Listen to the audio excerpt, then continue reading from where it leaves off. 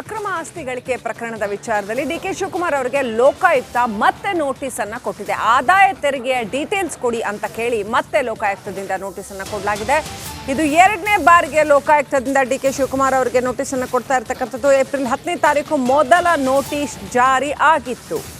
ಈಗ ಲೋಕಾಯುಕ್ತದಿಂದ ಎರಡನೇ ನೋಟಿಸ್ ಜಾರಿಯಾಗಿದೆ. ಲೋಕಾಯುಕ್ತ ಡಿವೈಎಸ್ಪಿ ಡಿಕೆ ಶಿವಕುಮಾರ್ ಅವರಿಗೆ ನೋಟಿಸ್ ಇಶ್ಯೂ ಮಾಡಿದ್ದಾರೆ.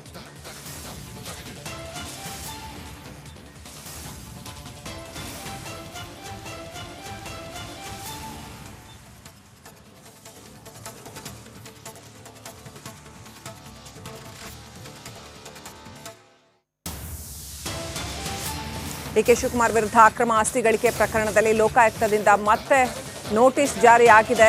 ಲೋಕಸಭಾ ಚುನಾವಣೆಯ ಹಿನ್ನೆಲೆಯಲ್ಲಿ ಈ ನೋಟಿಸ್ ಜಾರಿ ಆಗಿರ್ತಕ್ಕಂಥದ್ದು ಇನ್ನಷ್ಟು ತಲೆನೋವು ತಂದಿದೆಯಾ ಡಿಕೆ ಶಿವಕುಮಾರ್ ಅವರಿಗೆ ಅನ್ನುವಂಥದ್ದು.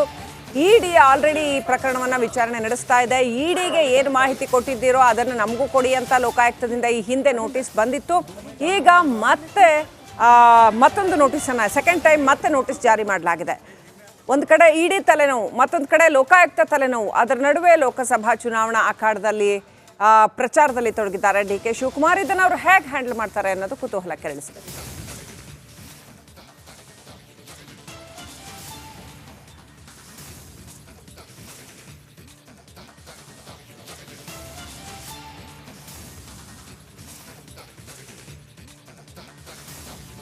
ಅಪ್ಡೇಟ್ ಪಡ್ಕೊಳ್ಳೋಣ. ಸುನಿಲ್ ಧರ್ಮಸ್ಥಳ ಕನೆಕ್ಟ್ ಆಗಿದ್ದಾರೆ. ಸುನಿಲ್, ಮತ್ತೊಂದು ಸಾರಿ ಸೆಕೆಂಡ್ ಟೈಮ್ ಲೋಕಾಯುಕ್ತ ನ್ಯೂಸ್ ಇದು ಕೊಟ್ಟರು, ನೋಟಿಸ್ ಕೊಟ್ಟಿದೆ.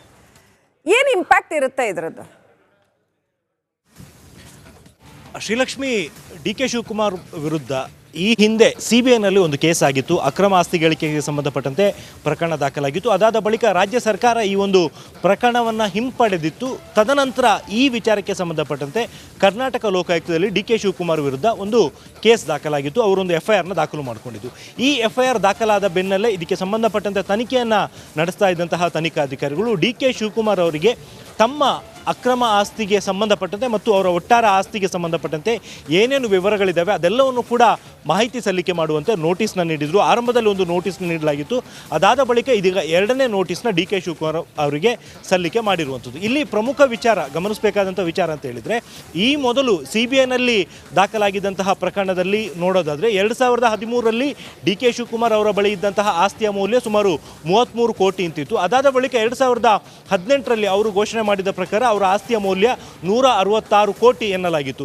ಇಷ್ಟು ಡಿಫರೆನ್ಸ್ ಆಗಿರುವಂಥದ್ದು ಮತ್ತು ಇಷ್ಟು ದೊಡ್ಡ ಮಟ್ಟದ ಅಮೌಂಟು ಡಿಫರೆನ್ಸ್ ಆಗೋದಕ್ಕೆ ಕಾರಣ ಏನು ಮತ್ತು ಅದಕ್ಕೆ ಸೋರ್ಸ್ ಆಫ್ ಇನ್ಕಮ್ ಏನು ಅನ್ನುವಂಥವನ್ನು ಕೇಳಿಕೊಂಡು CBI ಅಧಿಕಾರಿಗಳು ತನಿಖೆಯನ್ನು ನಡೆಸ್ತಾ ಇದ್ರು. ಈಗ CBIಗೆ ಡಿಕೆ ಶಿವಕುಮಾರ್ ಅವರು ನೀಡಿರುವಂತಹ ದಾಖಲೆಗಳಿಗೆ ಸಂಬಂಧಪಟ್ಟಂಥ ಅಷ್ಟೂ ಮಾಹಿತಿಯನ್ನು ಲೋಕಾಯುಕ್ತಕ್ಕೂ ಕೂಡ ನೀಡಬೇಕು ಅಂತ ಹೇಳಿ ತನಿಖಾಧಿಕಾರಿಗಳು ಡಿಕೆ ಶಿವಕುಮಾರ್ ಅವರಿಗೆ ನೋಟಿಸ್ನ ನೀಡಿರುವಂಥದ್ದು. ಇದಕ್ಕೆ ಸಂಬಂಧಪಟ್ಟಂತೆ ಡಿಕೆ ಶಿವಕುಮಾರ್ ಅವರು ಈಗ ಲೋಕಾಯುಕ್ತಕ್ಕೆ ಯಾವ ರೀತಿಯ ಉತ್ತರವನ್ನು ನೀಡ್ತಾರೆ ಅನ್ನುವಂಥದ್ದನ್ನು ನೋಡಬೇಕಾಗಿರುವಂಥದ್ದು. Sreelakshmi. Okay, thank you Sunil ಡೀಟೇಲ್ಸ್ಗಾಗಿ.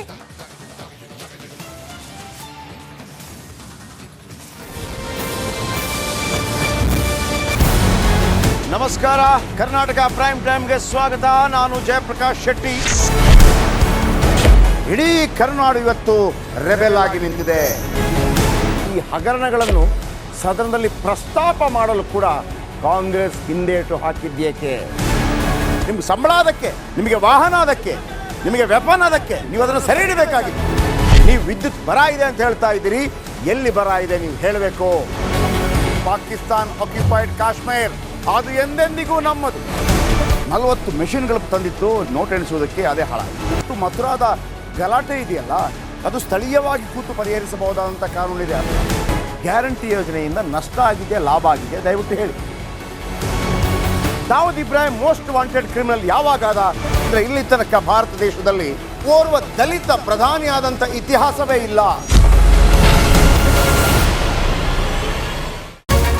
Republic world app ಇದು ಕೇವಲ ಅಪ್ಲಿಕೇಶನ್ ಅಲ್ಲ, ಸಮಗ್ರ ಸುದ್ದಿಗಳ ಸಂಪರ್ಕ ಮಾರ್ಗಕ್ಕೆ ಕ್ರಾಂತಿಕಾರಿ ಬದಲಾವಣೆ. ರಿಪಬ್ಲಿಕ್ ವರ್ಲ್ಡ್ ಆಪ್ ಕೇವಲ ಸುದ್ದಿ ಅಪ್ಲಿಕೇಶನ್ ಅನ್ನ ಪರಿಚಯ ಮಾಡ್ತಾ ಇಲ್ಲ, ಬದಲಾಗಿ ಡಿಜಿಟಲ್ ಸುದ್ದಿ ಬಳಕೆಯ ಹೊಸ ಯುಗಕ್ಕೆ ನಾಂದಿ ಹಾಡ್ತಾ ಇದೆ.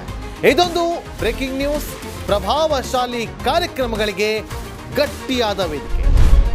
ರಿಪಬ್ಲಿಕ್ ವರ್ಡ್ ಅಪ್ಲಿಕೇಶನ್ ಈಗ ಲೈವ್ ಆಗಿದೆ. ಗೂಗಲ್ ಪ್ಲೇ ಸ್ಟೋರ್ ಮತ್ತು ಆಪಲ್ ಆಪ್ ಸ್ಟೋರ್ ಎರಡರಲ್ಲೂ ಲಭ್ಯವಿದೆ. ಈಗಲೇ ಡೌನ್ಲೋಡ್ ಮಾಡಿ.